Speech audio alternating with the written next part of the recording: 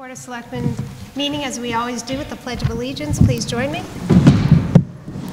I pledge allegiance to the flag of the United States of America and to the republic for which it stands, one nation, under God, indivisible, with liberty and justice for all.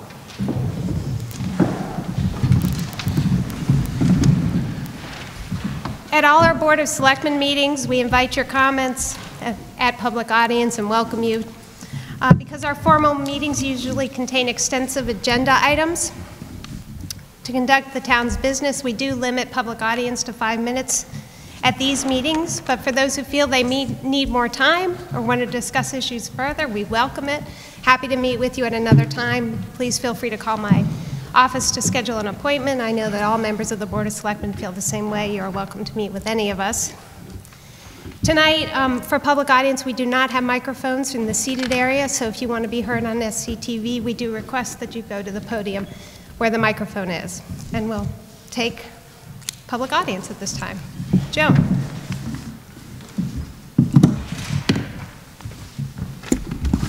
Joan Coe, 26 Whitcomb Drive.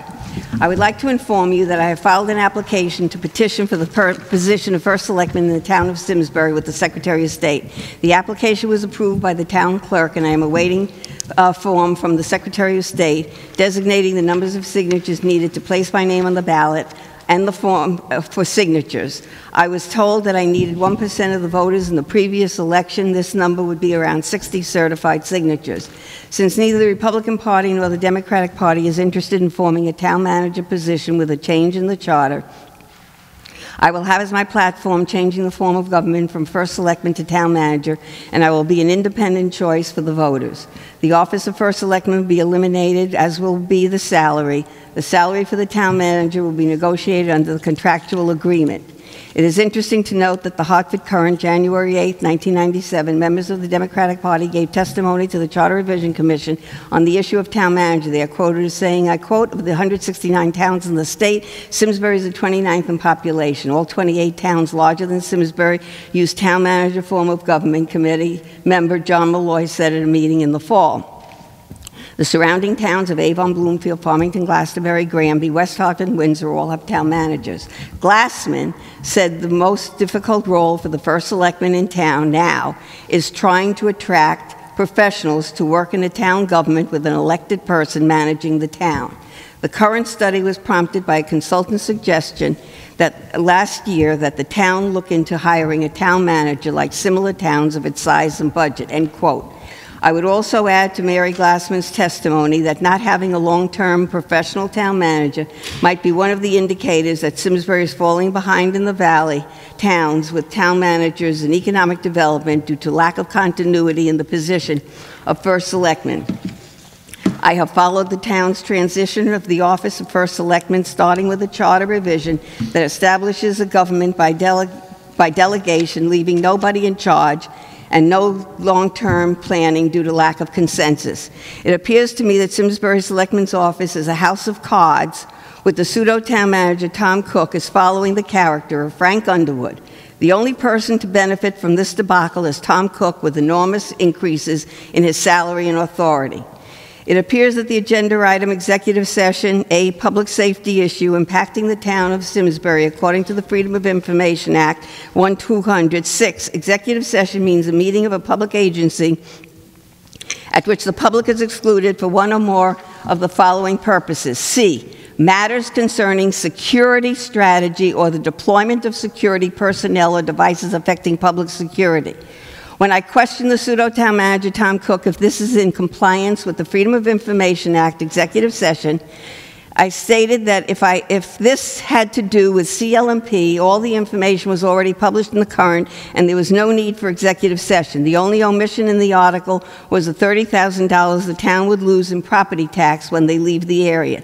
Tom Cook assured me he had called Tom Hennick at the Freedom of Information Office, and the item confirmed for executive session. However, when I called Tom Hennick at the Freedom of Information Office, Tom Hennick stated that nobody from the town asked for his opinion. Why is Tom Cook misinforming the public? The CLMP article in the Hartford Courant stated that the First Selectman Lisa Heavner called for a meeting where she plans to ask the company to reverse the decision. This reminds me of the first Selectman Mary Glassman, State Representative John Hampton, and residents of Tarryville petitioning the federal government to keep the post office in Tarryville open. This did not happen, and neither will CLMP change their minds. Should we place CLMP "Don't Tread on Me" signs throughout the town? CREC has established a magnet school, the Diagnostic Center for Students Who Have Emotional Issues, and requires an alternative high school experience. This is supported by the town with students with special needs. However, it appears that at least twice a month, the police is called to the school when students bolt from the school and run around the neighborhood until captured. The school is in a neighborhood environment near Latimer Lane School and close to a jogging trail. I recently took a picture of the building, which you see, and I saw 11 cars in the driveway. How can students bolt from the school with all these adults in the building?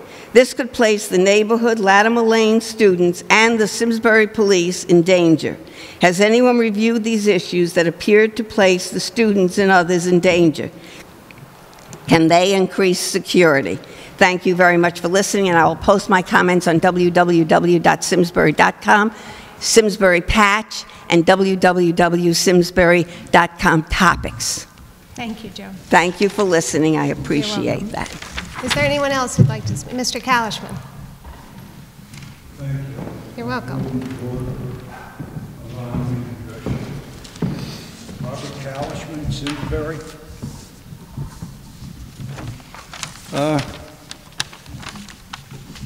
You know, my wife and I came to this town about 11, 12 years ago. And I was reading the Old Testament a day or so ago, and I came upon Moses, and him and his wife, they had a son, Gershom. And Moses says this: I have been a stranger in a strange land. And that's the feeling that I have, and I think a lot of people have. And no matter whether it paints or something, there's people here that have come from out of state or from wherever they come from. There's not anybody here that everybody migrates sooner or later. But after they spend a year or two, they feel that they have the authority to decide who's going to be what and who's going to do what. And they look at anybody else that comes in that's not in their political circle. They look at them as outsiders. And that's why I said that. I feel like a stranger in a strange land. And I shouldn't feel that way. I'm a native of Connecticut, Hartford, Connecticut, born on Capitol Avenue. Well, let me get to my address. My wife and I attended the sub-personnel committee, and it's the same old dance, a different music. Like I say, I've been in town 11, 12 years. I've witnessed 3 charter revisions. One, I think, Miss Schofield, who's present, she was the chair. She was on 2. The other, she went to Australia and came back late.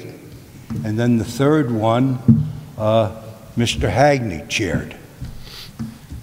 And I sat the day that they voted, the board, you people on the board, voted to pass on the charter. There was quite a discussion. And the 2 people that sent the present-day charter that everybody's criticizing were Miss Hefner and John Hampton. At that point, the audit, it was Mary didn't attend the meeting. Miss Glassman didn't attend the meeting, who at the time was first selectman. And we had a Mexican standoff. And then at the last minute, Ms. Hefner and John Hampton decided that they were going to go and support a new charter. And at the time I looked at it, and I didn't have a dog in the fight, and I said to myself, how can people change a charter when historically we had, for 300 years, we had constables in Simsbury, whether they were active or not, but it went back, it was a historical event. And all of a sudden, a group decided that we didn't need constables, so they took it out of the charter. And just recently, I didn't have a dog in the fight, but just recently I understand we made 2 or 3 marshals from Simsbury. Did that have anything to do with it? I don't know. But getting back to the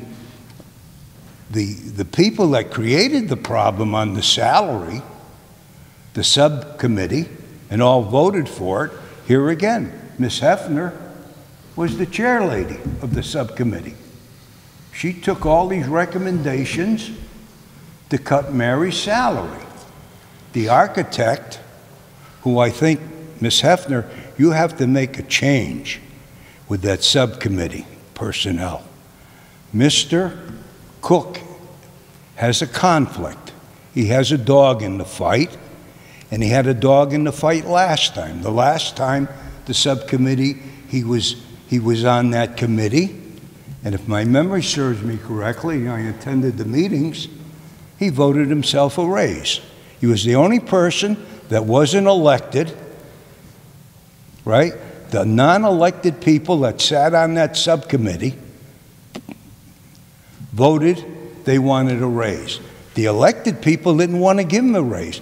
But when everything was said and done, Mr. Cook walked away with $20,000. Thank you, Mr. Kalishman. Okay. It's been 5 minutes. I'd be happy to meet with you. And if you'd the like others to worked schedule an away. appointment, we can sit down and have a cup I of like, coffee. you talk about you want to give additional time? Absolutely. I would like additional time because Absolutely. Just call I'm not Joanne half in our finished. office, and I'd be happy to schedule And you thank in. Happy to do that. I don't want to go to your office. Are you going to give it to me now, or is this, here again, a lot of talk? No, I offered it at my office. I'm happy to meet with you for as long as you like. That's not, I'm asking for tonight. I'm not going to run around. Thank you, chasing. Mr. Kalishman. Is there anyone else who'd like to speak at public audience? Linda.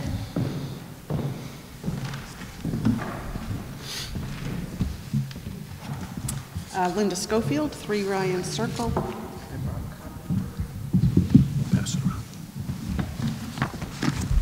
I wanted to thank you for inviting public input on the Dewey Farm, and I'm speaking about that.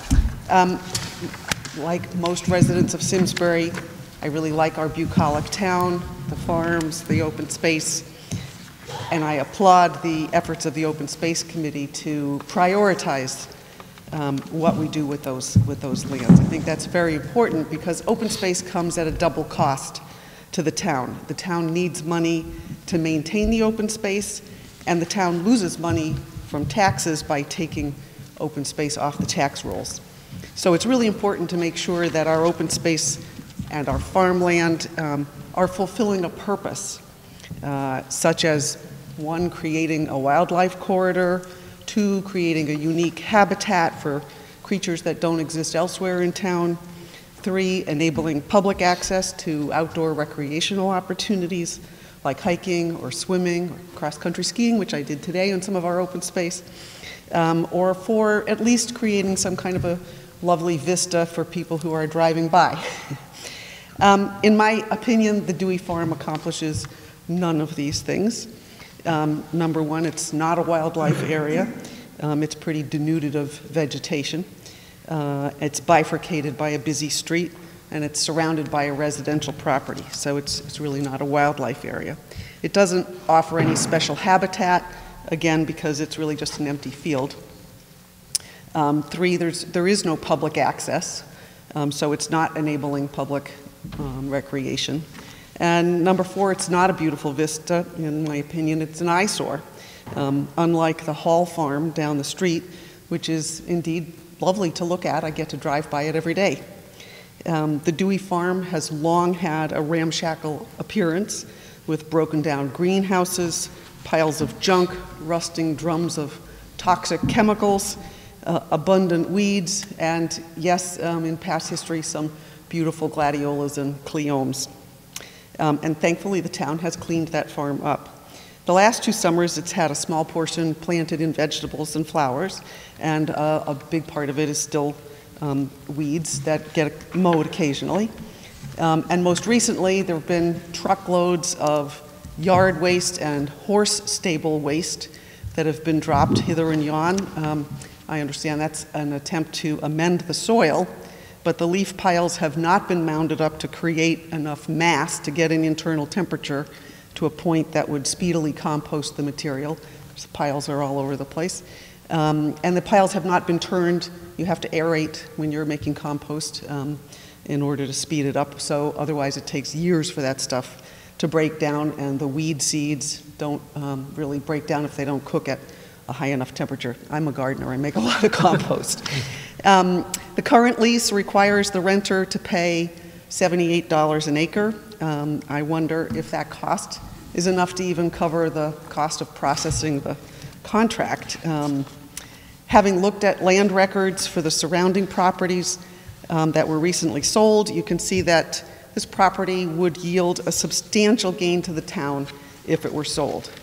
The new or newly remodeled houses at number 58 and number 60 sold in 2012 for $579,000 and $480,000 respectively.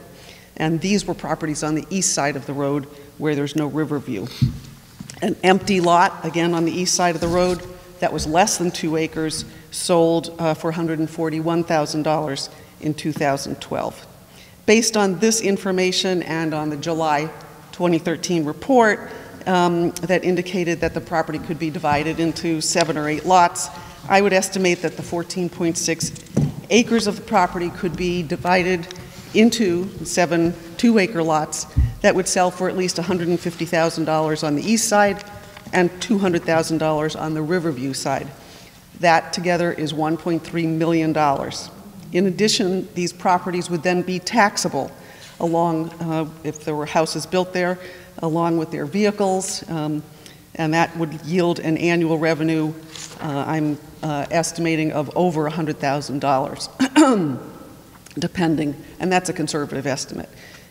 These funds would be ample to cover the cost of turning the old Drake Hill property into a beautiful park, of maintaining the trails at Ethel Walker and elsewhere, of building trails on Simsbury Meadows, many other important open space uses.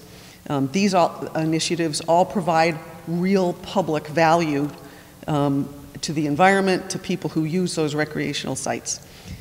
One of the things I often hear people say is, well, we can't build houses because... And if you could just wrap it up. Yeah, because it will cost lots of money. No. People will have children in the houses, and each child adds $14,000. I just want to clarify that's a misconception.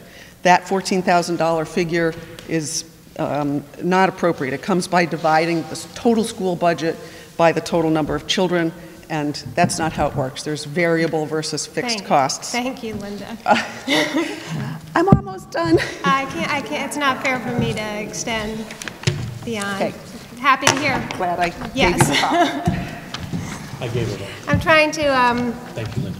one of the things about public audience, we know so many people have so many wonderful things to say and we want to hear them. We do try to treat everyone fairly. Everyone who spoke tonight was given the full 5 minutes and not beyond. But anyone who feels they need more, absolutely welcome to come to my office, have a cup of coffee, sit down with me for as long as you like. And I know that other members of the Board of Selectmen make that offer as well. Anyone else for public audience? Seeing none, we will move on to presentations. Tonight, we have before you a senior center presentation by our town engineer, Jeff Shea. I had asked town staff to put a summary together of what we have done to date on the senior center, what we know so far, next steps, and unknowns. Staff worked very hard on this, and I want to thank Tom Cook, who is over there, Sean Kimball and Jeff Shea, who pulled all the information together. We asked for summaries from the Senior Center. We have the director of the Senior Center over here, Kathy Marshall, Social Services, Mickey LaCourse Beck, library, finance, planning, and engineering. What you'll see tonight is not a staff recommendation, but information. Known opportunities and obstacles, and unknowns. This is not an action item. We are not taking action tonight, but an information update. We will certainly... Yep.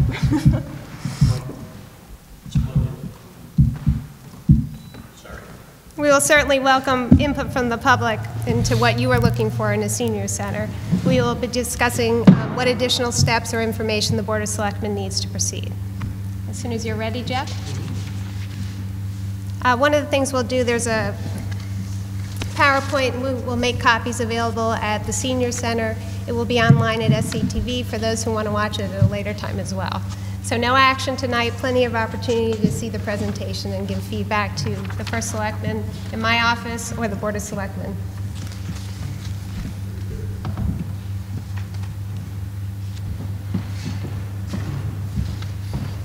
All right, hopefully you can all see this. As Lisa had said, this presentation was prepared with participation for a lot of different staff members and departments who provide the information in the presentation. This is a basic history of the Senior Center project. Includes the status of where we are today and also what possible next steps there would be to move the project forward.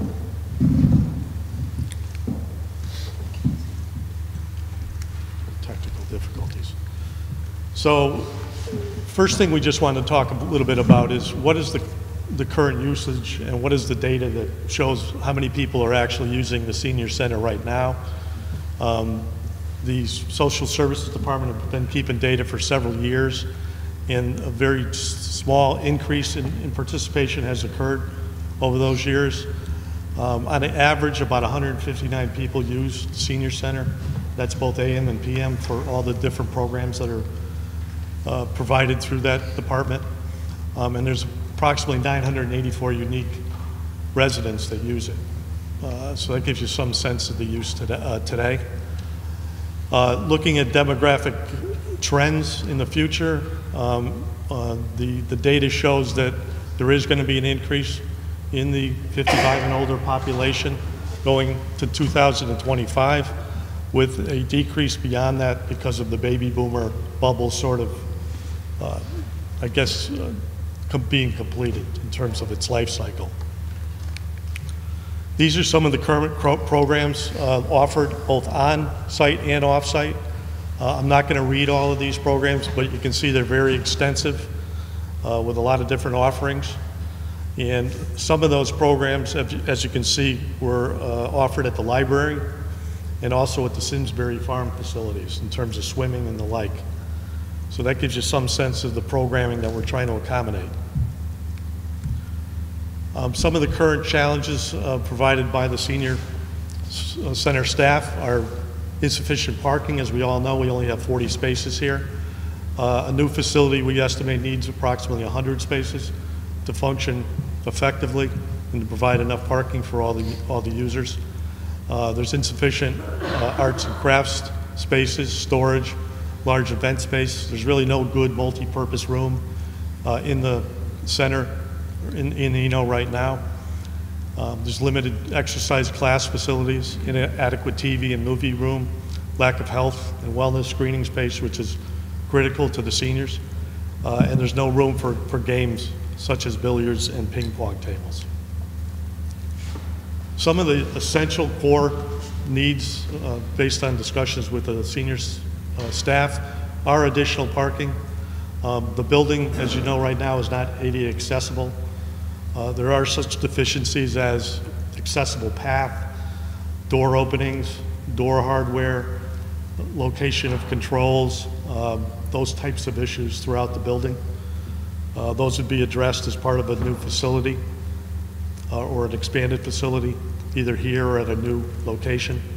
There is no drop-off for the dial ride buses, so it's very difficult for people using that service to access the building out of the weather. There is, again, as I said, no large multi-purpose room or commercial kitchen where they can sufficiently cook their their lunches and their dinners that they actually provide here. There's not enough programming room. Again, as I said, fitness and wellness space, and also storage space for the food closet, where they have many events here or many food drives. Some of the steps that we've taken administratively. We've brought this issue to the Senior Center Memorial Subcommittee. They've recommended, based on the vote of that committee, that we pursue new construction as opposed to an expansion at Eno. The Board of Selectmen, as a result of that recommendation by the subcommittee, recommended that we pursue more study of Eno Memorial Hall in terms of its accessibility, and also pursue an addition that may or may not provide all or some of the programming space that we'd need at Eno. They also requested we identify a site in the center area for a new senior center. The Public Building Committee, through an evaluation of multiple sites in the center area of town, recommended the DOT site, which is one of the parking lots behind Bank of America, between Jim Gallagher Way and Wilcox Street, as the site we should be looking at for a new senior center, with consideration of Eno still on the table, so to speak, for a senior center. And because of where we are in the budget cycle and where this project fell in the capital program through a 5-year plan, it's now up for funding in fiscal year 16. And there is a placeholder of $5.75 million from previous work in that program for the project. The steps we've taken on the engineering architectural side is we've completed back in 2011 a program needs assessment for the senior center based on discussions with senior center staff, seniors, and from the architect's experience with these facilities. We also had a committee review other senior centers and actually visit them to determine what services they were providing, just for comparison purposes, and to educate themselves on the facility. In 2013, an architect was commissioned to complete a feasibility study, conceptual design plans, and an estimate to complete the program here at Eno through an addition of this building.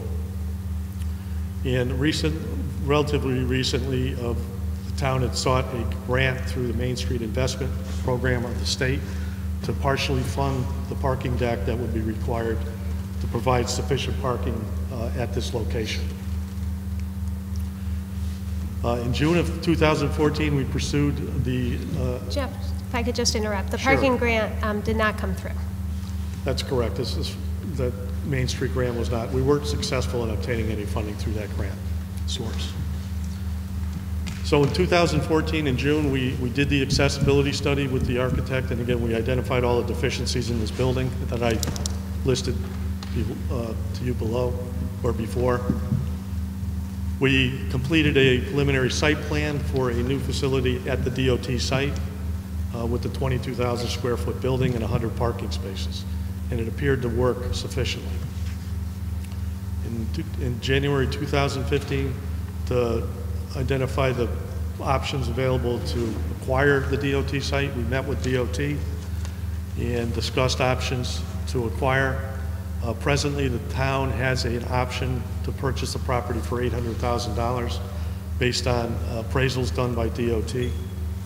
That particular option would allow the town to do whatever they'd like to do with that site, either develop it for a public facility or market it for economic development in the future. Another option available to the town, if they told DOT that it would be used for municipal use, such as a senior center, it could be purchased for practically no dollars with a reverter, which would allow or require the town to actually turn the property back to the state if it wasn't used for municipal purposes, or if they wanted it to be developed for economic development or private development purposes. So those are the two options. Jeff, just before you go on, Sure. if we did go with the purchase for municipal use, because of the way the deed is written right now, we would have to go back to the legislature and make a request that it be changed so that we could get it for minimal cost, and there is an uncertainty there. That is correct. So we did, again, look at the cost estimates for the project. The cost estimates we had available to us were prepared in 2013. We felt we needed to look at them again, evaluate the different options, and also to apply an escalator to those costs, since construction costs certainly are going up since 2013. So these are the different options with the costs associated with each option.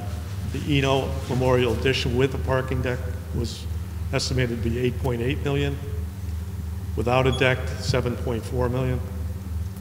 And construction of a new facility at DOT, if we got the property for no cost, would be $7.4 million. And with the acquisition cost as presented right now at $800,000, it'd be $8.2 million.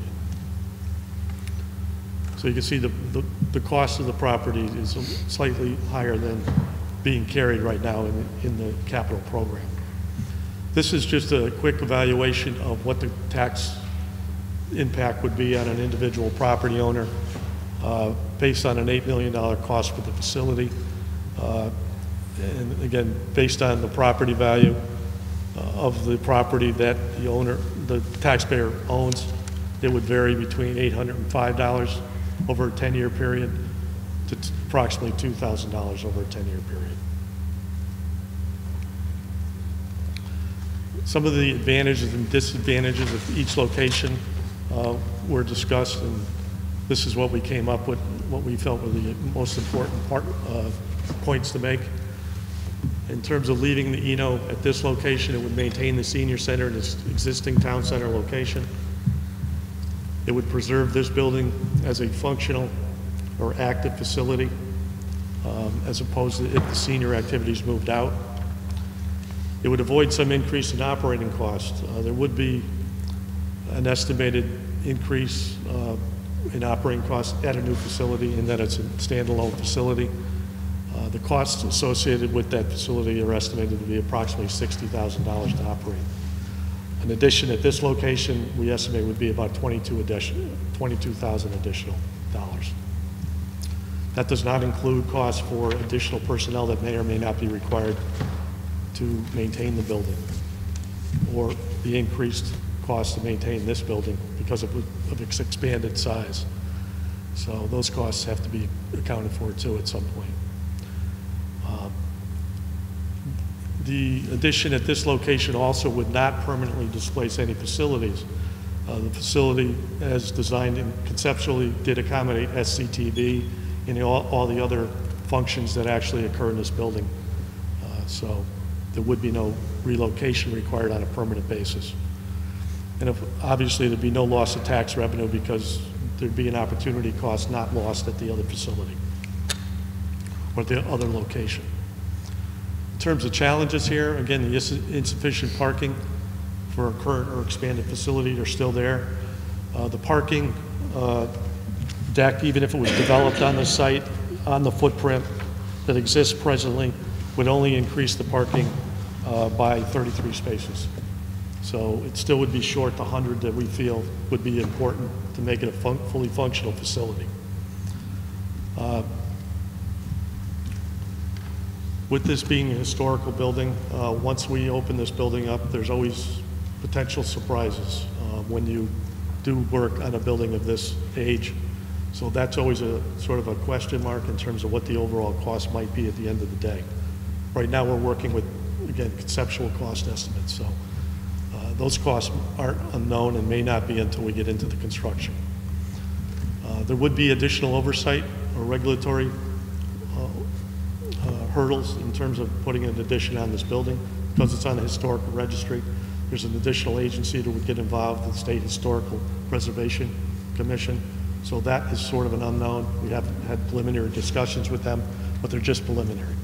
So things could change. Additional requirements could be added to the project because of that designation. And again, there are SCTV potentially would have to be relocated if in fact the facility was built here. The way the space is reprogrammed or reconfigured, the location where they are now is not, does not lend itself to a good functioning senior center to provide the proper space for the senior center as it's presently conceived. So that'd be an issue that would have to be a challenge that we'd have to overcome. In terms of the DOT site, the advantages we see is its center area location as requested by the Board of Selectmen. It has good site access to Iron Horse Boulevard, probably at some level a little bit safer than here. It has sufficient and convenient parking to the facility. It would be close to Eno Hall, so there could be a synergy between the two buildings and shared activities potentially for seniors. There'd be minimal site preparation. The site is presently vacant. As we all know, it's used for parking. There is some utility relocation that would have to take place on the site, but it's not that extensive. The DOT site could be developed both as a public-private project in terms of both private and public development occurring if, in fact, a development or a developer could be identified to develop the site. As we see it right now, we would not need the entire 2.8 acres to develop the senior center. We're probably looking at using approximately half of the site for the senior center. And there's also what we think is alternative uses for Eno.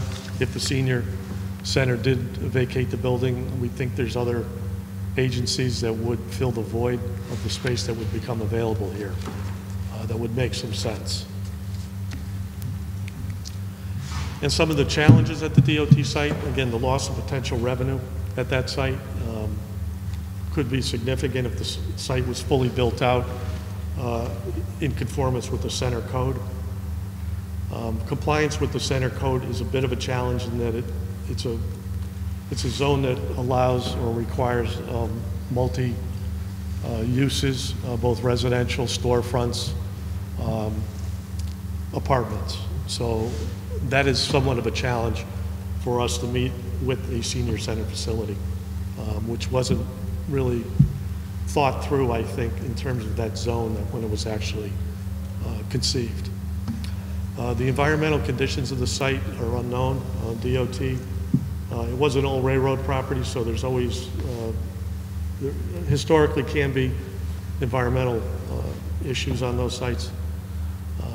And DOT is not giving us full rein in terms of doing environmental investigations. We'd have to kind of nibble around the edges to find out what's happening on that site through record research and not direct investigation on the site. So Jeff, can I ask, can you play that out just a little bit more? So we acquire the site and then identify that there are some issues. What potentially happens at that point? The site would potentially need remediation. There might be contaminated soils on the site that would have to be removed at a cost. That's typically what you'd run into. In some cases, you'd have to do continuous groundwater monitoring and/or remediation, air stripping, that type of thing. Does the agreement with the state enable you to return it to the state at that point, or would we be accountable for all environmental cleanup? Right now, I think the deed that we have in hand is silent on that, but the state was pretty adamant that it would be sold to us in an as-is condition. Okay.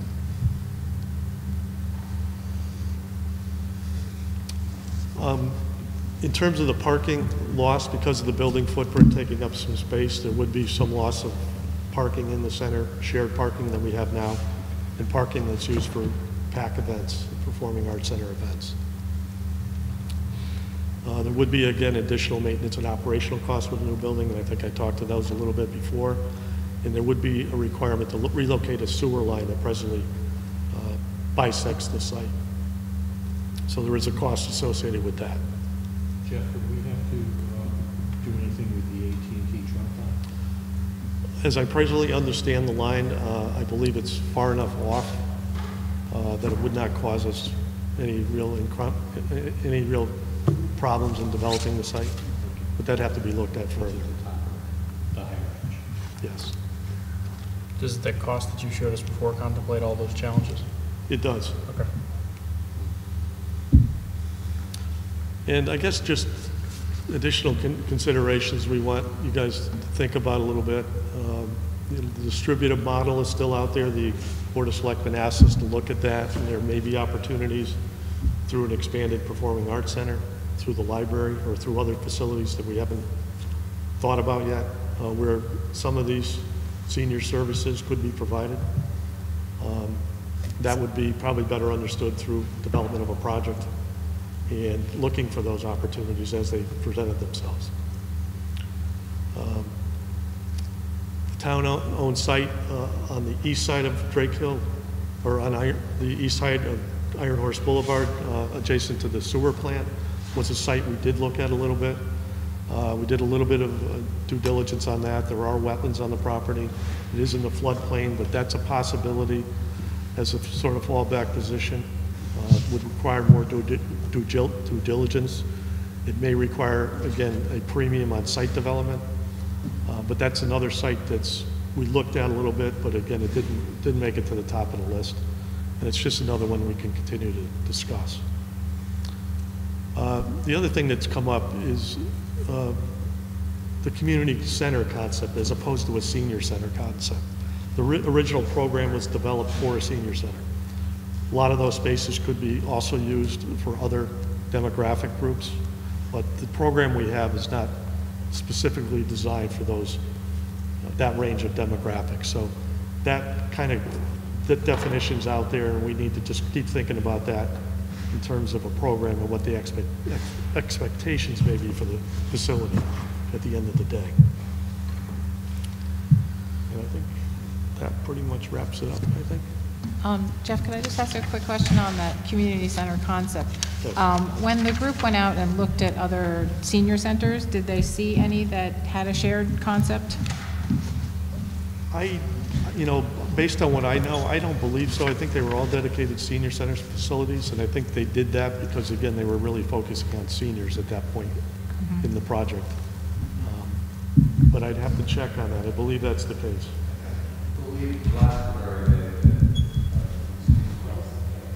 Yeah, but there's a sinking into the river, so. And built Yeah, I out think you're right. exactly right. It was a shield facility. There was one more slide that I forgot about here. And we did look and discuss with the regulatory people what the process would be for either of the sites. And it's not onerous, but there, we would have to go to inland wetlands. We don't think there's any wetlands issues on either of the sites. They would have to issue a no permit sort of letter for either of the sites that we've identified. There would be a requirement for the design review board to look at either building, and that would be really in parallel with the State Historic Preservation Commission review. We try to do that early and often on both of the sites so that we'd be sure that they were both happy with the design and it was being developed. Historical District Commission may or may not have jurisdiction because this is on the historical registry. That wasn't clear, but we didn't want to leave anything out at this point. And of course, the zoning commission would have to approve the site plan at either location. And the last thing just to think about, again, current interest rates are probably at an all-time low in terms of borrowing costs. Construction costs are relatively low, so it is a fairly favorable time to build a facility like this. So that's it. Any questions? Thank you. Oh, sorry, I have another slide. This just goes on and on. There's only two more. So anyhow, we just kind of laid out a schedule, what we feel, what it would take to get to the finish line at either site. There's a slightly more uncertain schedule with the DOT site only, in that we don't know how quickly that would close based on any changes to the Public Act, to the legislation, and to their administrative process. So that might add a couple of months to the process, but we're kind of at their mercy. The design could proceed with a letter of intent, that we were going to purchase the property, and we could roll right into design if, in fact, that was the decision that was made. So we're into 2017, really, until we think that the facility will be complete.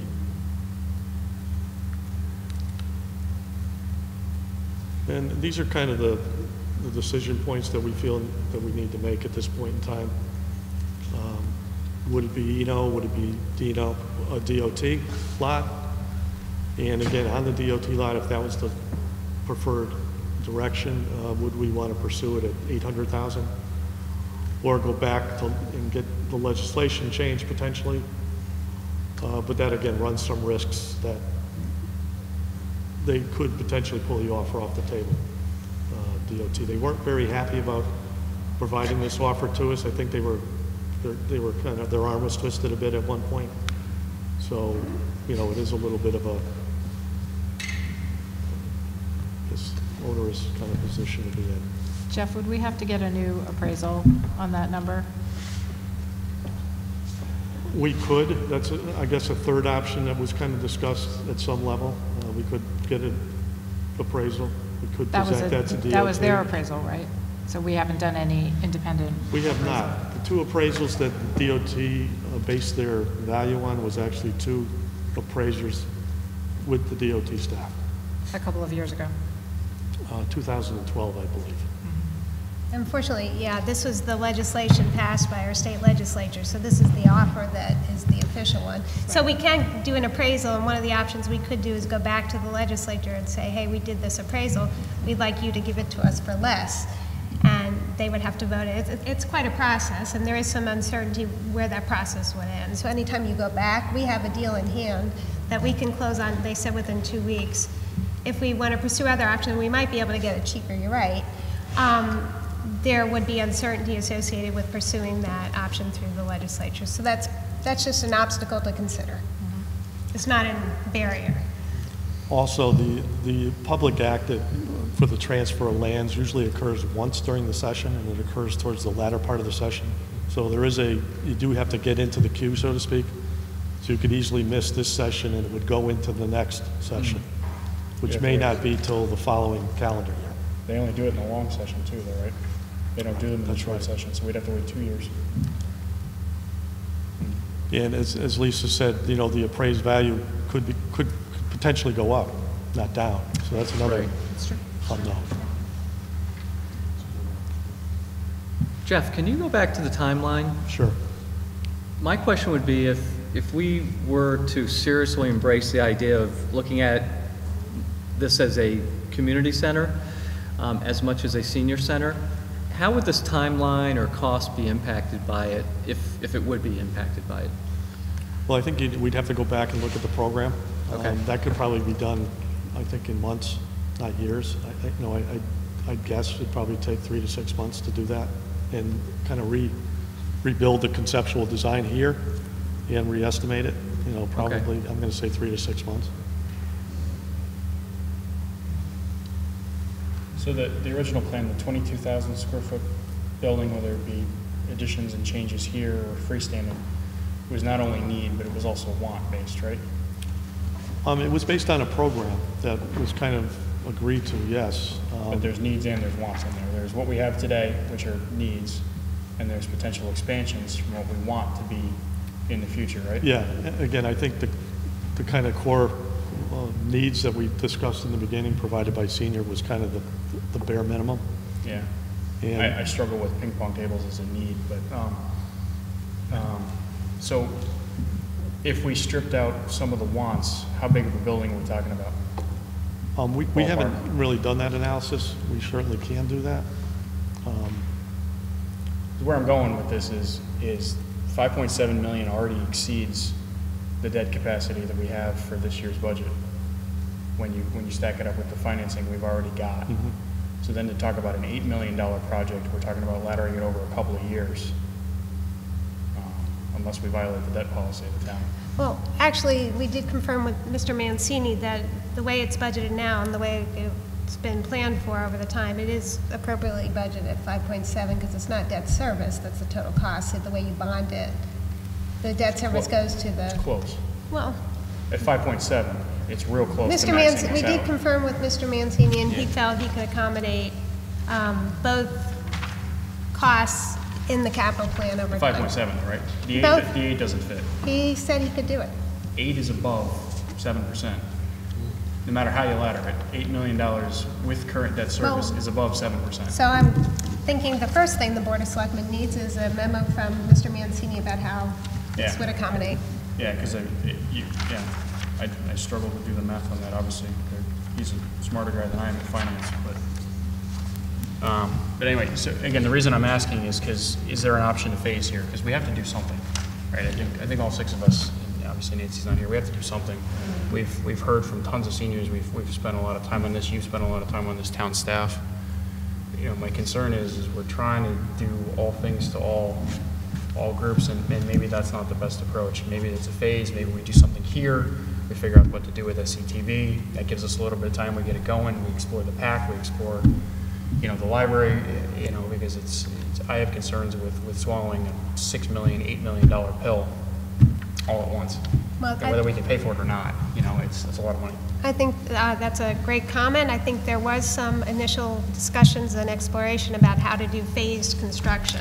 And so there has been some information on that, and perhaps we could get some of those discussions to members of the board. But is there more information you'd like to see on that, Sean? Yeah, you know, I mean, it's hard to ask for the information, Lisa, because it's without the, you know, the need versus the want. And I know that's a hard question I'm asking you, and it requires an architect and a lot of time, but, you know, we obviously need to do something about the meal facility downstairs. We all know that. You know, is that something we can solve in the short term if we're all going to commit to this building? But obviously, if we're not going to commit to this building, then obviously we're talking about all down there. So I don't really know what to ask for at this point, Lisa, because I think we've got to figure out, are we committed to at all, you know? Right. Or are we going to abandon this and go all in on another site? And I think you've hit the nail on the head. What we're looking for eventually, and relatively soon, because I've got to start working on my capital budget to present to you in a few weeks, is a site location and then a price parameter. Right. So I am looking for those numbers because they are in our capital budget, and I either have to change it, go with it. I'm just going to need some decisions there. And I think, just to continue on the thought, if I was looking for information, which I am obviously, the distributive model is interesting to me because I think that does offer us flexibility to do something, to not pull the trigger on a massive facility that violates our current zoning regulations, which creates a whole host of other issues, and we buy a piece of property that could have a train wreck environmentally underneath it. You know, it's frustrating that the state won't even let us do testing on it. You know, there's a lot of unknowns and a lot of faith and a lot of relying on a lot of people that we can't do anything about with an offsite, which is, you know, I've always felt that Eno needs to be part of this equation, and I think a phased approach gets us moving, addresses the needs, because we have to do something for the seniors, and we have to do something for this community. And I think a phased approach puts the PAC on the table, it puts the library on the table, all in on one building or another, takes all these potentially really good options off the table. And it's not that I don't want to spend any more time studying it, but I also don't want to go all in on something without, you know, just abandoning all that, I guess is where I'm going. Okay, Does that make sense? Yeah, absolutely. I think that the subcommittee it was kind of hard to figure out where we were in this because there were lots of votes and some of them weren't clear. Yeah. But the subcommittee did take a vote on this, and only one member voted to renovate and add to Eno with a phased-in program with some facilities at the Performing Arts Center. So they considered it, and that was not something that the subcommittee was in favor of. But of the subcommittee, 9 members voting for a new facility location. 4 selected the Bushy Hills site, 3 selected the new site in the Simsbury Center, 1 selected a new building at the Performing Arts Center, 1 selected a Bushy Hills Stratton, or a new facility at Eno. So there was a lot of, there wasn't a clear wave of sentiment there. But the building committee did take a vote, and that was in November, and they recommended the DOT site. So that's the recommendation that we have, the official recommendation at this point. Is that right, or do I have that wrong? Okay. So they recommend the DOT site even though it violates the zoning regs, and there's potential environmental costs, and it's the most expensive. That's correct. Yeah, you know, just to talk to the zoning regs, you know, when we put together that conceptual site plan, we were looking at worst-case scenario in terms of what, you know, for the footprint and for the parking would the site work? We understood, down the road that we would potentially have to comply with the zoning regs, but we certainly didn't want to spend the money developing an elaborate concept plan to do that. The environmental issue, we really weren't aware of it. Once we decided to do our due diligence, we raised those questions.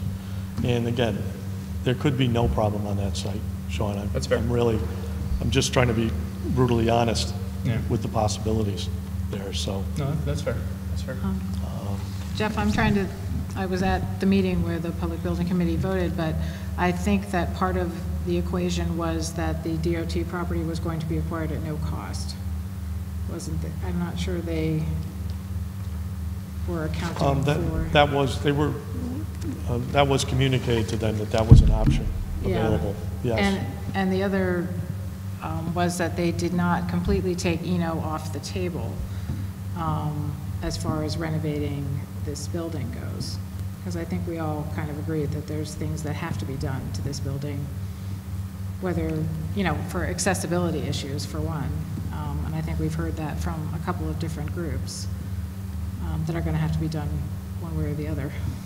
Yeah, I'd agree. I think Eno was still on the table for them, but, they were tasked to select a site by the board, and that's what they did. So, I didn't get the impression that they were taking it off. I understand why they voted the way they did, but I think they were taking, certain presumptions. Would you like clarification from the building committee?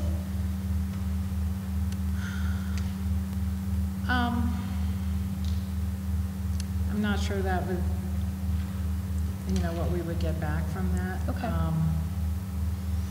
I don't know, Jeff, you work with the building committee a lot. I just think, I think the intent really was trying to reduce the options because there was so many things being talked about that we've got it down to maybe 2. I think that's pretty good. Yeah. And I think that's what we're trying to do. But no, I think there was still some, some consideration for Eno. I don't think they said no, not at Eno, but they felt the viability of the other site was good. And we did keep the sewer site on because there was we weren't entirely clear whether that had been eliminated or just not fully considered. Right. So that's on the other considerations. And the other is the distributed model. I think you have in your packets a letter from the Performing Arts Center that said they would be interested in doing some sort of component or partnership. And that was not fully explored as an option. It was not the recommendation of the building committee, but we did want to, what we tried to do is just lay out for everyone where we've been, obstacles, opportunities, knowns and unknowns, and do it in such a way, and I hope we did this, because our intent was to lay it out in a neutral way and not with a particular staff recommendation, because we felt that there were opportunities and obstacles with the many options that everyone discussed, and we wanted to make sure everyone was on the same page. So that was the idea behind this presentation. I think it's a great presentation. I appreciate it because it frames it nicely. And there's, traditionally we send buildings to the Public Building Committee after we want to build them. This was a unique scenario that we sent a building that wasn't even approved to them ahead of time and asked them for significant input. So I think they've done a great job of kind of weeding through it on the front end of the process versus the back end of the process. So I appreciate that. I think it's time to keep it here though, and for the 6 of us to either form a subcommittee and make a recommendation there, or for the 6 of us to just figure it out right up here. And obviously, as you said before, Lisa, it's going to take us some time, a little bit of time to do this. Not a lot, but it's going to take us a little bit of time to do this because it's we've got to continue to have this discussion. So, right. I'm trying to figure out what exactly, from an informational standpoint, I would need to make that decision. Obviously, one of the things we want to do, and we encourage and welcome public input. That's why there's no decision today. So we're laying out obstacles and opportunities, knowns and unknowns, and we want to hear from the public. Did we miss anything? Did we get any of it wrong? Is there something we should have thought about that we haven't? I think one of the things that I personally would want to know about the distributed model is how would we distribute it? Because that would impact a lot of what we would have to do to this building. And what would its functionality be, during construction and after, and what impact would that have on what we would have to build or somewhere else? What functions would we split? And I assume if we're splitting functions, we might not need as big a building for the new facility, if that's what we're going to do. I'm guessing. I would here, agree. But I'm just trying to figure that out, as if we're going to split up the functionality. Right, What would that look like? I think that's a great question, and one of the things that was considered, although not fully supported, but that was interesting, is the Performing Arts Center needs a green room where performers stage before an event, but that they only need that a few months out of the year, and the months when there's not a lot of use of the senior center, internals use. So could that function, Mickey is telling me about programming that needs to be done, that could be throughout the year, a multi-purpose room, it could be conference rooms, it could be, I mean, there are potentials there. Now, again, I just want to point out that only one member of the subcommittee liked that idea, so it was not really pursued. So we don't have a lot of information on that because it was not something that any of our committees getting to us were pursuing. But do you want to speak to that, Jeff, at all? Yeah, certainly there was the green room concept was something we pursued. We did submit a grant application through the steep grant, unsuccessfully, for that room. We had, the cost, when you're talking about doing that facility and you're doing an addition here, at some level those costs are going to be higher for an equivalent amount of space, I think. There's going to be shared opportunities, obviously, down at the PAC that you wouldn't have here, but I think you're going to find there's going to be a premium, unless the space is actually reduced significantly. There's also site constraints down at the Performing Arts Center that I see. There's a lot going on down there. It's a possibility, but it's certainly going to restrain the site more. And the whole traffic circulation issue, to me, is one that really has to be looked at carefully. But it's a possibility. Other shared space, again, the library is probably a viable space. Beyond the library, I'm not sure what other spaces there are available, to be, again, totally blunt with you. That's fair. I don't see a lot of available space in town that could be repurposed I for think seniors. that was part of the rationale why there was not an overwhelming desire to go there. And the subcommittee, 9 members did vote for a new facility location, so they just didn't vote on where. So we do have some information out there, but those are great questions, absolutely. But in terms of the program, I think that really would need some study. It would need a lot of input from the senior staff and the seniors, because I'm not sure what the expectation is, where they'd want to go, how many locations, what the synergies might or might not be with that shared distributed services. It's not an easy thing to really just break apart and kind of say, okay, this function's going to go here and this one's going to go there. So if the board wanted to go that way, that would actually take time, right? It would. So that would delay, and that time frame could be 6 months to a year? Yes. So that's just another obstacle to that model. It's too bad, because we did ask for more information on that last summer. I think public building kind of ignored that. But so what I would need is, and I don't know how fast this can be done, is we've got the want right now. We've got the need and the want. Is there a way to relatively quickly show us the need? So is it really needing 22,000 square feet, or do we need 15,000 square feet from a new building, and what does that look like for this building? Let's assume we're not doing a coffee shop, let's assume we're not doing a billiards room, but we are doing fitness, and we are doing meals, and we are doing a multi-purpose room, and again, maybe that's not the need or want, I didn't get it right, but some semblance of that, and see what that does from a construction cost standpoint, just at a high level. Obviously not gonna, marry it to that number, but, does it reduce it by $50,000 or $3 million? And just, that kind of range, because again, I'm uncomfortable with $8 million, quite honestly. And, while I may agree with a standalone building, I'm not sure I can sign off on an $8 million standalone building, so. So I guess we're looking, Jeff, can you get us working with the architect, what would be what's the lowest price you can get for a smaller building that can meet the needs the core needs of the senior center. Is Start, there- start with the needs. Yeah. How long would that take to get an analysis? I'd say several months. So we never Again, did I a think- needs analysis? We just went straight to the wants? I really didn't, I didn't see any history on any kind of a core program versus a program that would expand to a higher level. I don't know, can I just, It is all, Mickey, maybe you can help me on that? I was going to say, Mickey, didn't we do some analysis on that? Yeah, the core function type. Mickey, do you mind coming up, because SCTV can't hear you? I'm sorry.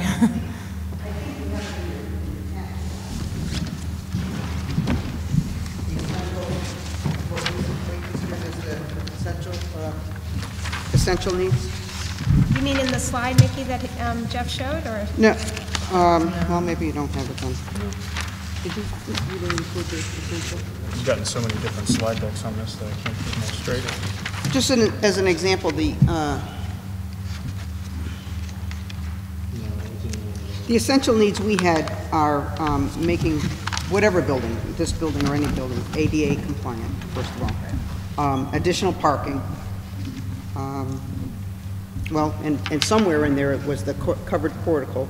Oh, there it is right there.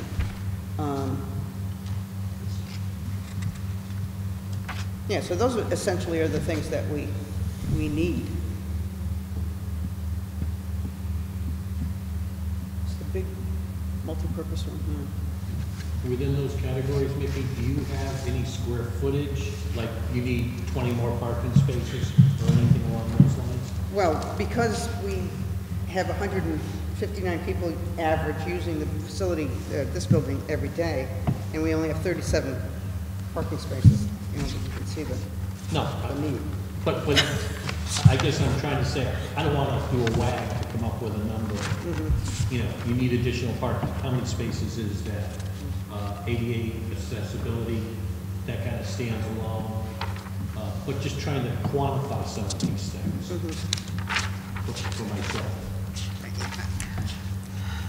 I think the architect we'd have to tell the architect, well, gee, we would like to have 100 people at a lunch, and how many square feet would we need for that, you know, that kind of. But are we going to get 100 people at lunch, I guess is my question. Because if we're not going to get 100 people at lunch, we don't need 100. They already do. Okay, that's the part I don't know. So it's not what do we want to have happen, it's we need this because today, and we think in the short term, or maybe even a little bit longer term, this is what's going to happen. We need 50 exercise spots. We want 100, but we need 50. You know, what's the difference there? Again, you guys did a ton of work. I'm sure you talked about that kind of stuff. You know.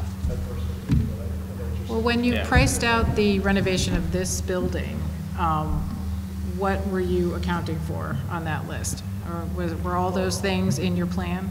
I think all of that and probably beyond. I think the program's a little more robust than that is in terms of spaces.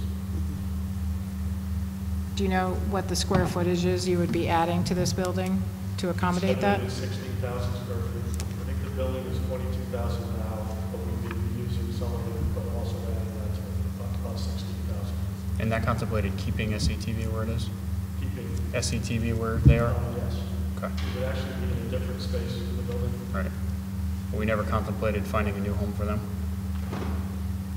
That was about 3,000 square feet. That would be Okay. the needs are. That was discussed. Yeah, so it's not a huge part of the program, but it was discussed. Yeah. I don't think there's a solution to this. Okay.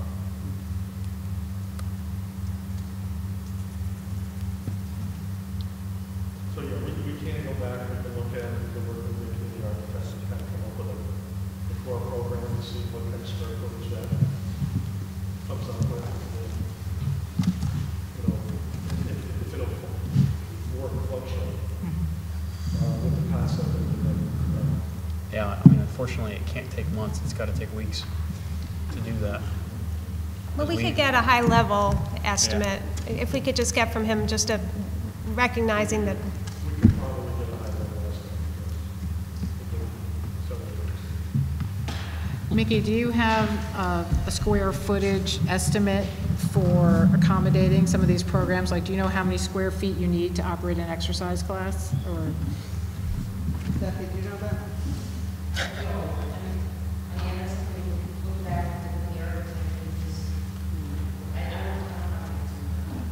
You know, a lot of this, Yeah, I know you're using this. yeah. We're still going to use, if we kept it at Eno, we would still use this, right? I mean, this doesn't need to be changed from an exercise standpoint. So I guess the question is, do you need more than what this offers? Yeah. Or is it really just the accessibility of this room that's a No, it's problem? not that. Very often we can't run a concurrent exercise program, for instance, and we have the need for that. What does For that mean? Another one at the same time. Two classes at the same time. I mean, no gym in town can run a concurrent exercise program either. I mean, that's a constraint that exists all over the place. You know, Yeah, but. Okay, that's Well, a there is different that, that's a different story. yeah, every time, cheese day, for instance. Yeah. We have to cancel all the, either cancel them or move them if we can. So the problem is the exercise class loses out, but Yes. if we had another place for cheese day, then this space would still be sufficient for exercise class. Yeah, That's kind of where I'm going with this, is Yeah. do we really need to replicate this space, or do we need to get creative with what's bumping the exercise folks out? And there's other ways to do it within 15,000 square feet, 17. I don't know what the heck the number is, but, you know, we can't necessarily plan for this building to have duplication for all this stuff, because you're fully programming it all the time, I guess is my point. Because that's, to me, more of a want than a need. You know, clearly that would be beautiful. If we had an unlimited amount of money, we would never want programs to overlap, and we would never want to have scheduling issues, et cetera. But, you know, what do we need to make sure that we're servicing our seniors from an exercise standpoint, nutritional standpoint, you know, health and wellness, you know, and again, can we double up rooms? Is it exercise? I don't know. You're the experts on this. Okay. Yeah. That's what you're talking about, renovating downstairs, right? Because then you could use exercise down there as well as up here, or vice versa. I mean, a your biggest, large room where we can divide it up and use it, you know, for a variety of things, actually, different classes at different times. I mean, your biggest need, right, is the kitchen space isn't sufficient right now, right? And the dining.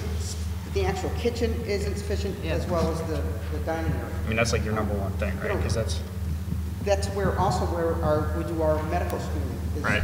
where they eat. Right. Not at the same time, but. Obviously. I mean, it's the same, because we don't- So much for my dinner.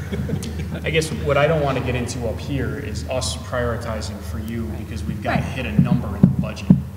So if I guess what I'm asking for is for you to prioritize for us, if we can spend $5 million, if we can spend $4 million, not necessarily to hit that, but to show us what the impact is, to show us the need. And if we make a decision to spend less, what does that mean, so that we go into it with our eyes wide open?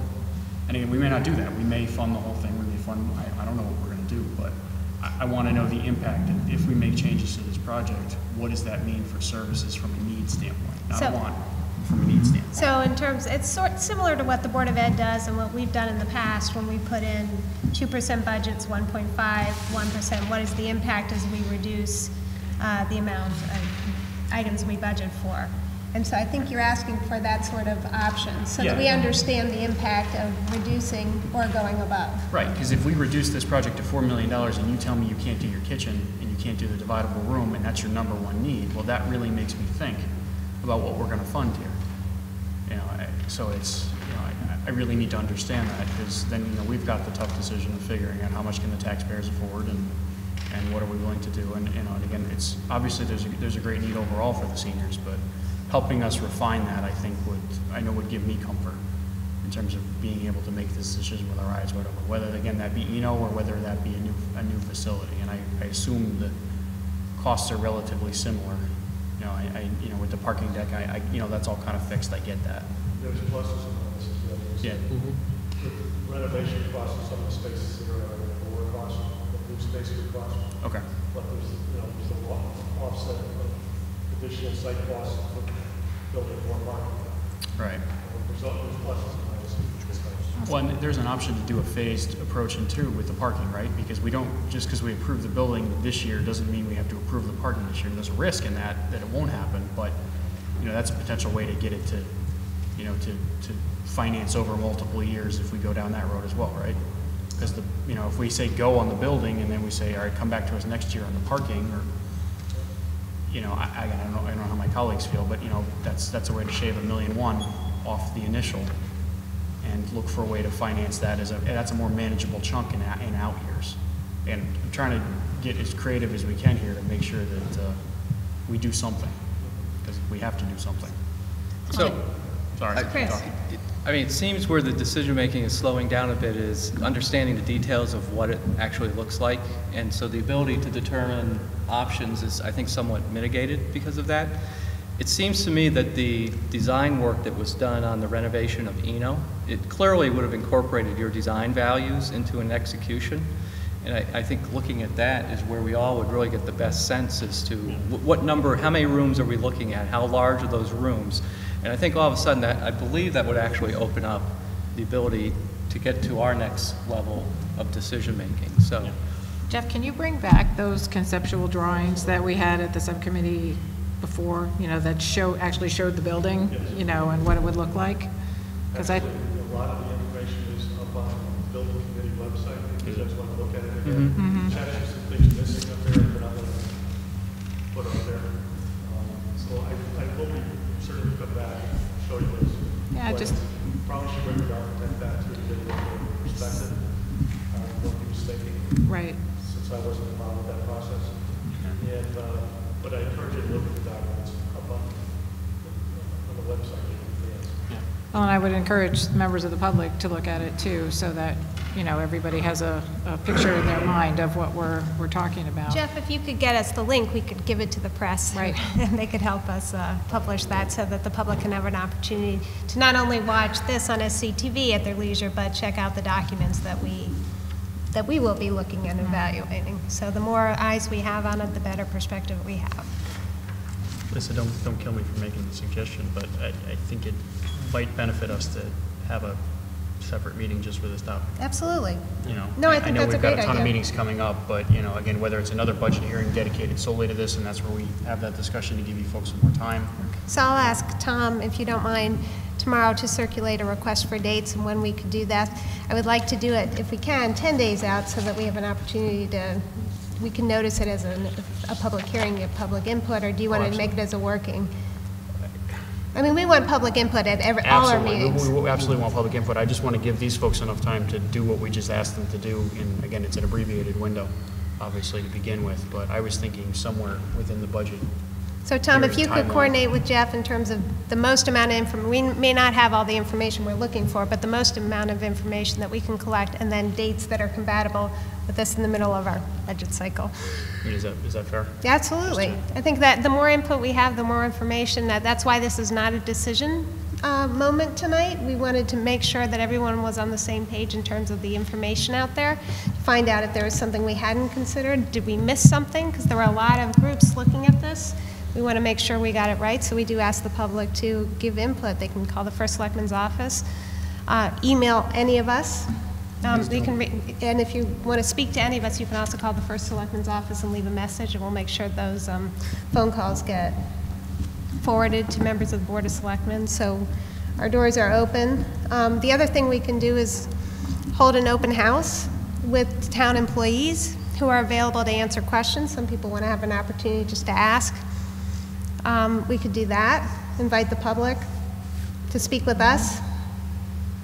What do folks think of that? I don't know, I think that getting a visual on both plans, you know, maybe if we put the Eno renovations on one side and the new building concept on the other, we could look at the number of rooms, how much we're looking, you know, what does it cost? Yeah. What do you need? Right. Because it seems to be where we're focused on those two options, unless anybody thinks I we would should agree focus that- on something I else. really think those are our two things we can focus on that we can do right away without a whole lot of reinventing the wheel. Yeah. God knows we've been doing that for a while, so let's not go down that road. But I think we can do that in a timely fashion and look in, you know, my gut reaction is, I heard someone say earlier that $8 million is a really steep price tag, and conceptually I agree with that till we hear back from our finance director. But, you know, maybe a phased-in approach will allow us to get to that point and you know, cutting out the parking garage, and we're doing that in a few years or something. But let's look at those phased, or not phased. I believe there's those two options. an August memo from Rich Zwitzky that talks about a phased-in option, and that's certainly something that they considered and could work with an architect with. Yeah, Do we need anything else from the architect? I think we want to available to answer questions. Yes. Yeah, because I think that we might want somebody here who can give us those type of, that perspective. So to answer your question though, Lisa, I think it's appropriate to have that open house, but I think we need to first better refine where we're going to go with this. Because I think the open house is going to, what we need there and what we're going to share with people is really defined by what direction we're going in. Because if we still have new building versus Eno on the table, the answers might be different. And, you know, and again, it's important to educate folks, but, you know, again, they can come during the public hearing, they can obviously give us input, but I think that it's time for us to get the final amount of facts here, make a decision, and then put everybody in a room and say, hey, now continue with questions, and then it's going to obviously go through the final budget process, referendum, et cetera. That's my opinion. But so I think there's a time for your suggestion. I'm just not sure. So what I'm hearing is that next step from the board is that we would like Mr. Cook to coordinate a time where we can have a separate Board of Selectmen meeting just on this issue with a long period for public audience devoted just to this, and with more information from our architect, and with we realize not specific numbers, but broad sweep numbers of some of the discussions we've had. And so I'll have Tom go ahead and do that. The board's not interested right now in doing an open house before that, but we'll consider it afterwards as a full board. I'd just like to say my door is open. If anybody wants to come in and talk with me, I'm happy to talk with you about the senior center. Call me, email me. I think other members of the board feel the same, but I won't speak for you. Absolutely. Absolutely. Okay. And if anyone is interested, I encourage you to call the First Selectman's office, 658-3230, or you can email us. Our emails are on the town website. All right, any further discussion on this issue? Jeff, thank you. You did an excellent job. Thank you to all town staff who contributed to this. Mickey, Thanks for coming up, Kathy, Mickey. thank you very much.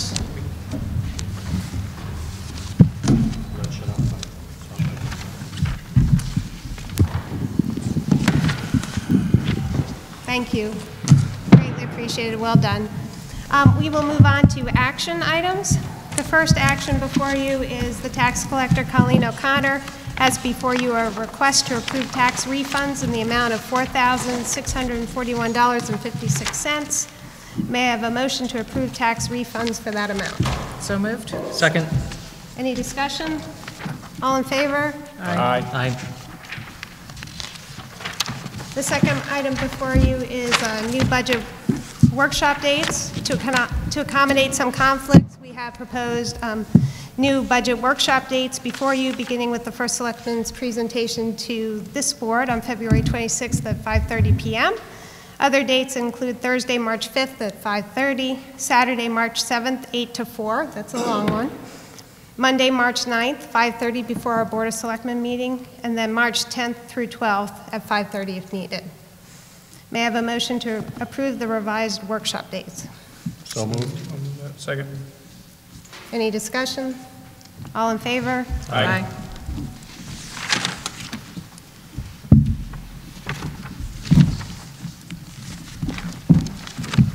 The next item before you is approve the renewal of the agricultural license agreement for the Dewey Farm to the Ryan family for a one-year lease extension.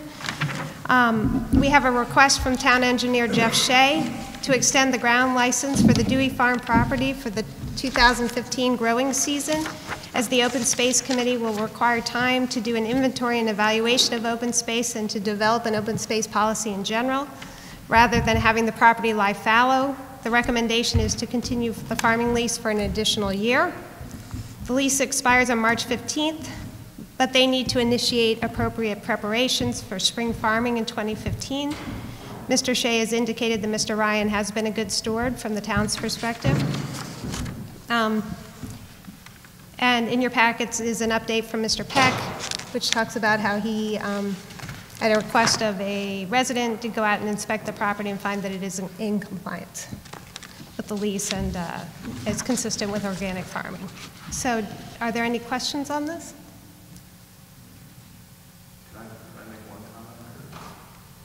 Sure. I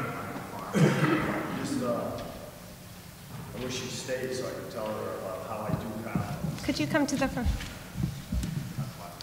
That's okay. Well, basically, the reason I came earlier to the town, it's taken so long for you guys to make up your mind. I understand there's a lot of questions on the property. I guess you might try to sell it and stuff, but in my perspective, I usually grow everything from seed. And like last year, I had to wait and wait and wait, so I had to buy the plants. When you buy the plants compared to when I started them in seed, it cost me a lot more money, so profit margin is really low. So I wanted to make that point. As far as the leaf piles, they're from a vacuum leaf sucker. They're all chewed up. I spread them out in the field, and then first thing in the spring, I spread them out and rototill them right in because they're already small particles. If you went across the field where there's those large leaf piles of dewy, there's still leaves in the middle that haven't decomposed. So maybe in her little garden where she turns them over time, they do decompose a lot faster. But in a large area, I bring in shredded leaves. In the spring, I blow them all over the place and rototill them right in so I can use them that year. And I find that works a lot. The town said that they'd like me to go organic. So this year I brought in horse manure. And the same thing, if you're not gonna give me the lease, then I don't wanna spend every other week turning it over, you know? You told me you wanted organic material. I got the organic material there, but if you've decided, you know, you're not gonna renew my lease, then I don't want to spend all that money. Absolutely, which is why this is before the board tonight, so that we'll give you certainty. That Okay. makes perfect sense. Thank you. Oh, I guess that's it. okay. Thank you, I appreciate that. Would anyone like to make a motion to approve the renewal of the agricultural license agreement for Dewey Farms to the Ryan family for a one-year lease?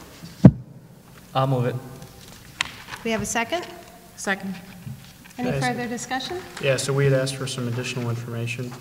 That's obviously going to take some time to formulate, correct? From, Oh, yes, from the policy, yes. Right, for the policy, so And the prioritization of our open space, yes, they are working on that as we speak. so obviously that's not going to happen in a short amount of time. It So will not. that's why the recommendation to extend the lease is before Correct, us. so that we have time to complete that, because what you don't want to do is, or what I don't want to do, and I hope you agree with me, is to start selling open space without having a policy in place first, because you do want to lay out the criteria you look at, what's appropriate to evaluate, because we don't want to get in a position where we think all open space is for sale. There are going to be some people donate it with the consideration that it will be open space for a long, long time, so we want to move very cautiously in those considerations, I think. And to do that, we have to do a best practices evaluation of what other communities do with open space stewardship. Yep.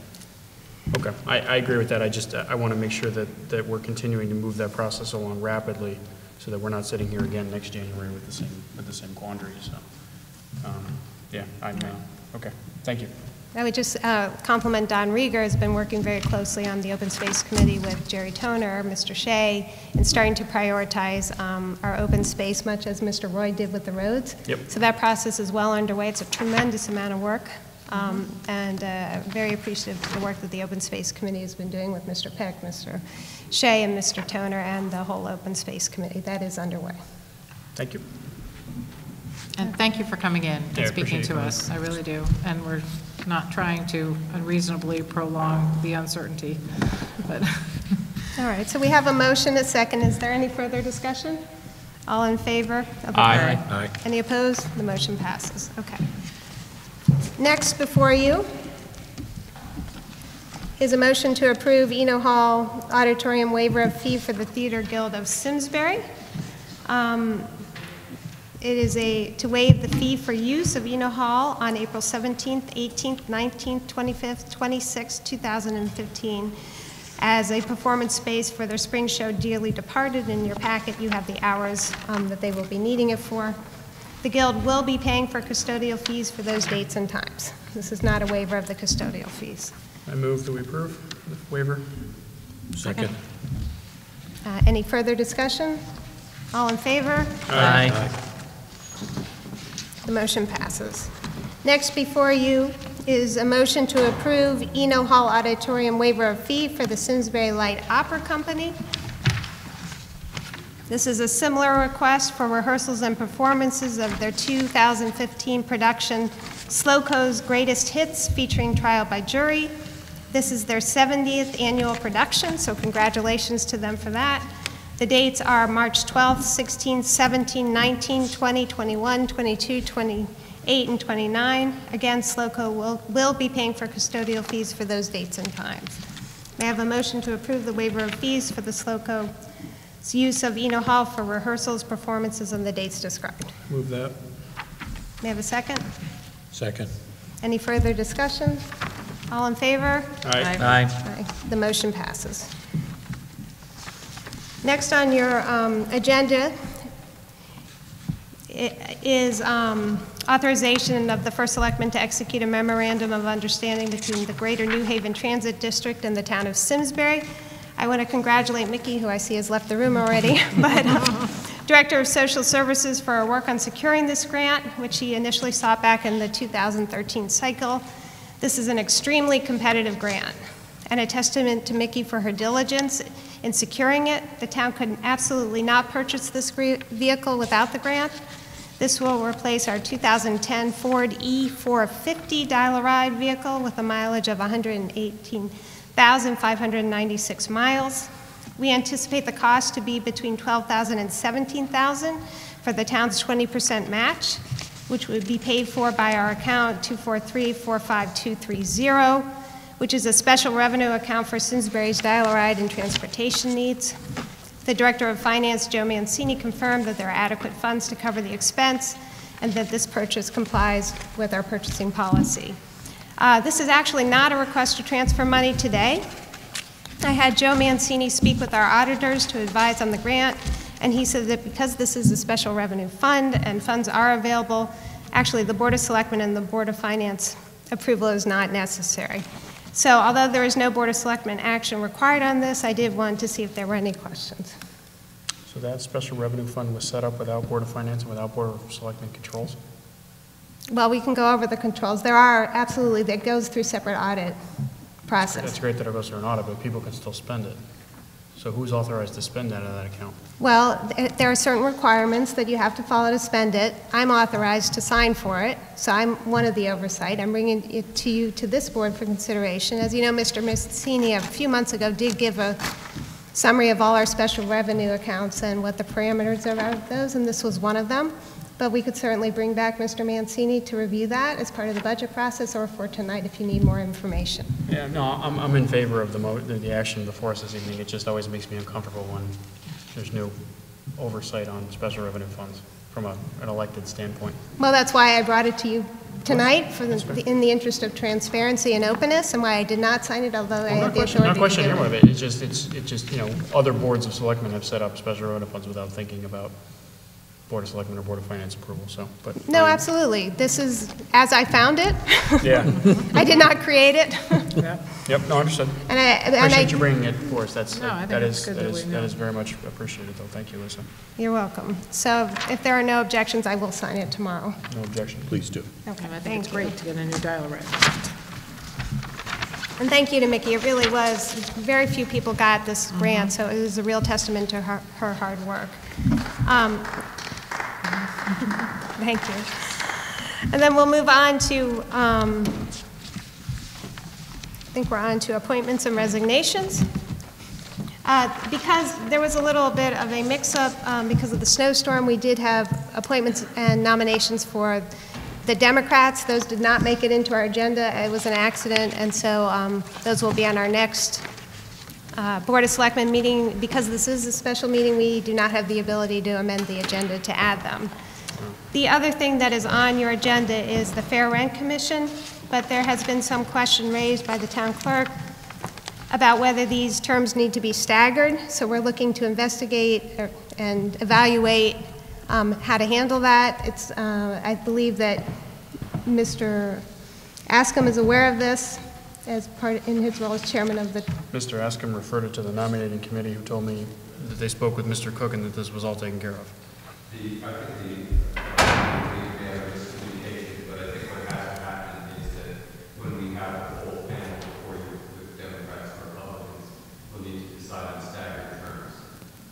Excellent.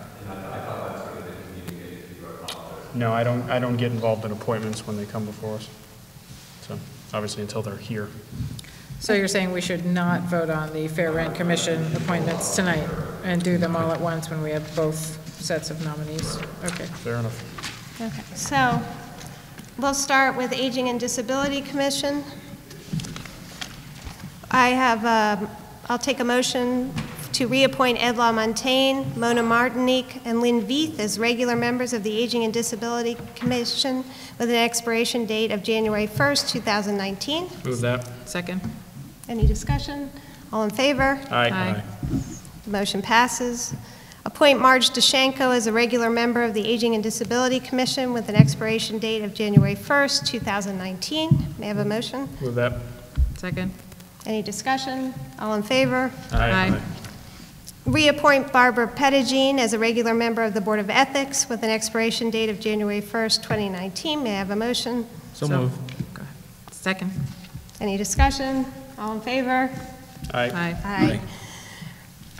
Reappoint William Egan as a regular member of the Building Code Board of Appeals with an expiration date of January 1st, 2020. May I have a motion? So move. Second? Second? Oh, Second, sorry. thank you. Any Second. discussion? All in favor? Aye. That motion passes. Reappoint David Balboni, Gary Dornbush, and Lou George as regular members of the Economic Development Commission with an expiration date of January 1st, 2019. May I have a motion? So moved. May I have a second? Second. Any discussion? All in favor? Aye. The motion passes. We'll wait on the fair rent. Historic, Move to table that. thank you.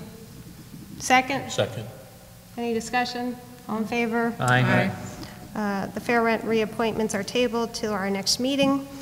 Historic District Commission, reappoint Diane Mead as a regular member to the Historic District Commission with an expiration date of January 1st, 2019. May I have a motion? So moved. May I have a second? Second. Any discussion? All in favor? Aye. Aye. Aye, motion passes. On Simsbury Farms Complex Committee, appoint Liz Capel as a regular member of the Simsbury Farms Complex Committee with an expiration date of December 7, 2015. May I have a motion? So moved. May I have a second? Second. Any discussion? All in favor? Aye. Before you, with the change in our minutes, it is slightly different. There's one more. Did I forget something? Justice of the peace. Justice of the peace. Oh, we did not actually have to. Oh, we appoint. don't do that one? Oh, okay. That is a No. statewide commission. Sorry, sorry. No, statewide office. That was there for Information. visual purposes only. Right. With the change of the minutes, what we have before is the minutes are final unless we make a motion to amend the minutes at this meeting. Would anyone like to make a motion to amend the minutes for corrections? And these are the minutes of January 12, 2015.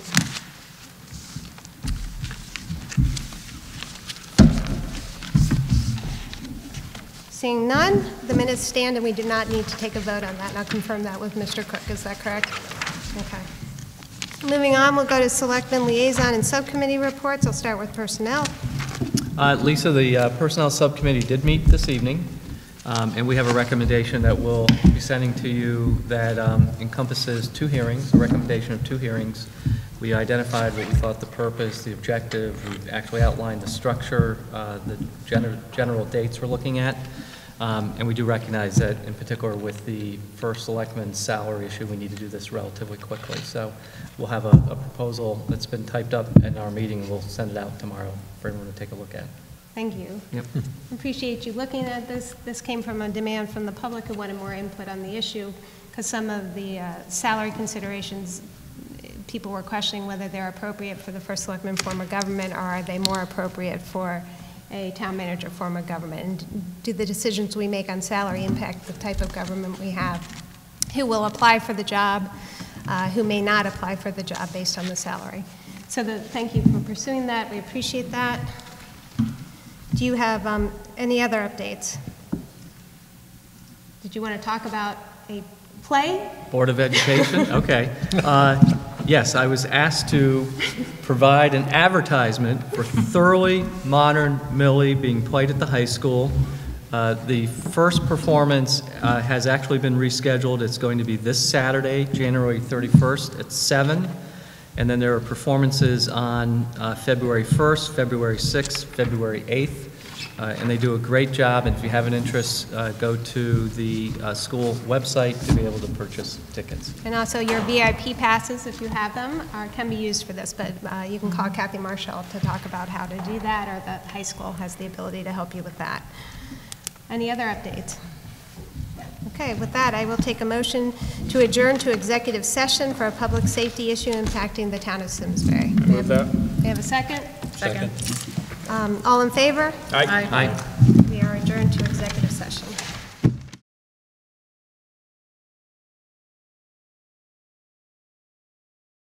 Funding for Simsbury Community Television is provided in part by contributions from viewers like you. Thank you.